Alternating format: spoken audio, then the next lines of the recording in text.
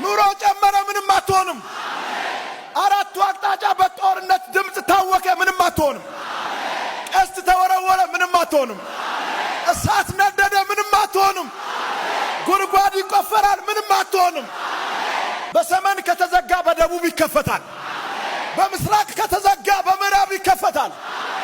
በምድር ከተዘጋ በሰማይ ይከፈታል። ሰኞ ከተዘጋ ማክሰኞ ይከፈታል። ሮብ ከተዘጋ ሐሙስ ይከፈታል። ቅዳሜ ከተዘጋ እሁድ ይከፈታል።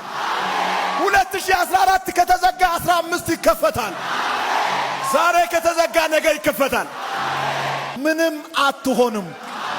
ተስፋ የሚያስቆርጥ ጉዞ፣ ግራ የሚያጋባ ጉዞ። በእያንዳንዱ ማይክሮ ሰከንድ ከውስጣቸው የሞትን ሽታ እየሰሙ እንደምንም ብለው ወደ ማልታ ደሴት ደረሱ። በወቅቱ የነበሩ የደሴቲቱ ነዋሪዎች የሰለጠኑ ሰዎች አልነበሩም። ግን እሳት አንድደው በሚገርም ደግነት ተቀበሏቸው። ከ7 ቀን በላይ ውሃ ሳይጠጡ ምግብ ሳይበሉ በረሃብ የተጎዱ ሰዎችን፣ አጽናኝ ያጡ ሰዎችን፣ ተስፋ የቆረጡ ሰዎችን፣ የሰማይ የምድር ብርሃን ጨልሞባቸው በጨለማ ውስጥ የኖሩ ሰዎችን እንኳን ደህና መጣችሁ አይዟችሁ ብሎ ተቀበሏቸው። ደግነትን እንደማድረግ የሚያስደንቅ ነገር የለም። ደግነትን እንደማድረግ ሰላምን የሚሰጥ ነገር የለም። የተራበውን ማብላት፣ ያዘነውን ማጽናናት፣ የተሰበረውን መጠገን፣ የወደቀውን ማንሳት፣ የተራቆተውን ማልበስ፣ የተቸገረውን መርዳት እንዴት ያለ ሰላም ይሰጣል መሰላችሁ? መልካም ነገር ስታደርጉ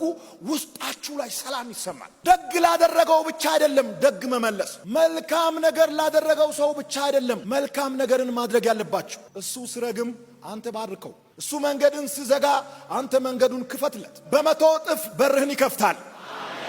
የዘራውን ታጭዳል። መልካም ነገር ዘርተ እንደሆነ መልካም ነገር ታጭዳል። እሳት ውስጥ ለመጨመር ጭራሮ ለመልቀም ሲሄድ እንመለከታለን። ጳውሎስ በጣም ትልቅ ሰው ነው። በምን ካላችሁኝ በሁሉም ነገር ጳውሎስ በጣም ትልቅ ሰው ነው። ከሐዋርያነቱ ባሻገር ጳውሎስን ትልቅ የሚያስብሉ ብዙ መስፈርቶች አሉት።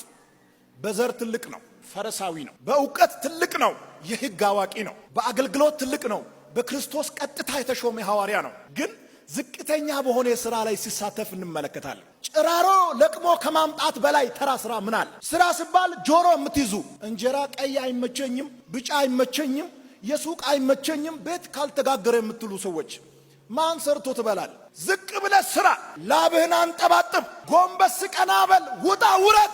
የእጅን ስራ ይባርካል። ከሰይጣን ቀጥሎ ሰነፍ ነው የሚያስጨንቀኝ በጣም ማለት ነው። አይመቸኝም